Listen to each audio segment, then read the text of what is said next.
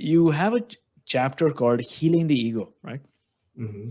Whereas sometimes people refer to something as the ego death, especially in breathwork or if you experience some kind of plant medicine.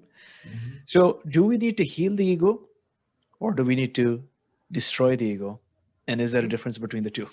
That's a great question. And by the way, I love how beautifully you reframe and synthesize Thank you. everything, every little bit. You do a beautiful job of that.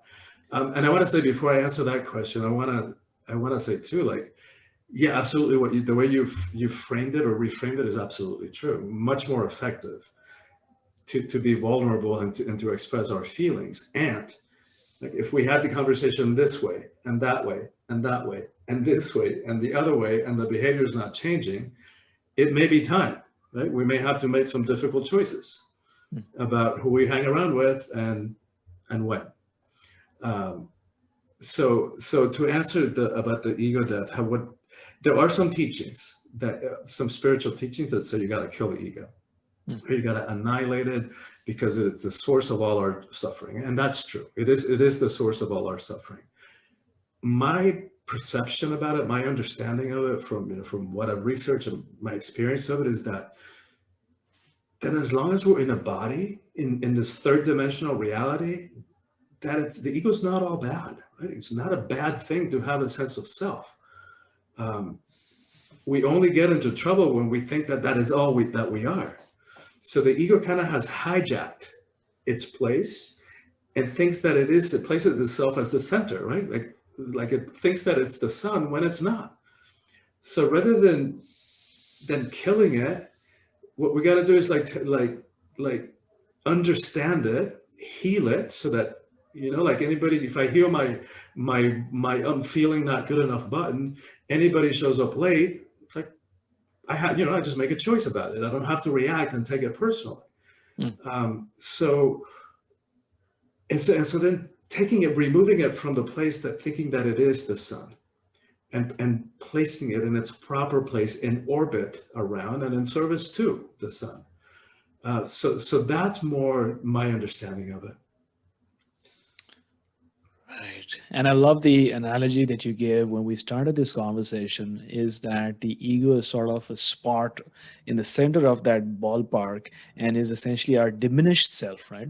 And so Yes. I can hear somebody listening to this podcast saying, if that is our diminished self, then who would you say are we beyond the ego? What then forms our identity? How do we Who's this? differentiate ourselves from everything around us? Who's the stadium? Right?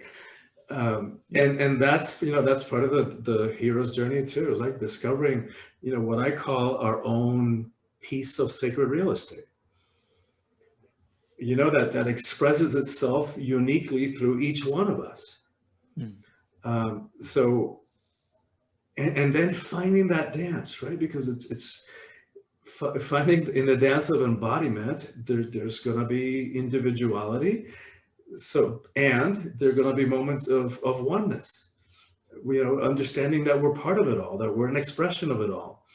Um, and so that is part of this amazing, extraordinary journey of embodiment, getting to that place. And then rather than having this adversarial, me against the world kind of relationship to life, or feeling victimized by life. If it only hadn't been for that when I was 3, or that, or that, or that, or if it only wasn't for sexism or racism or homophobia, or for the way that the world is, then I would be happy. But as long as we continue holding someone, what mom did or father didn't do, or the teacher, the minister, society, whatever, as long as we're holding others responsible for our state of being, for our happiness, we just give our power away completely, right? It's outside of us.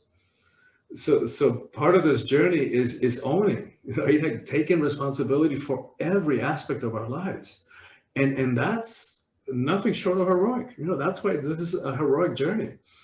Mm. Feeling victimized, anybody can do that, right? Feeling done to, anybody can do that. And the thing about life is, like, life is going to continue throwing curveballs at us. That we can count on. It's one of the few things that we're going to get hit with curveballs that we didn't know were coming our way. And so that we can't do anything about, but what we do have a choice about is how we respond, right? How we show up in response to the curveball. Mm-hmm. So, and when we reclaim that, like, that's empowering.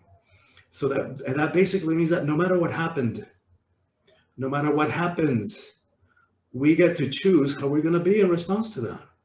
Talk about empowering, and talk about heroic. That's not easy to do.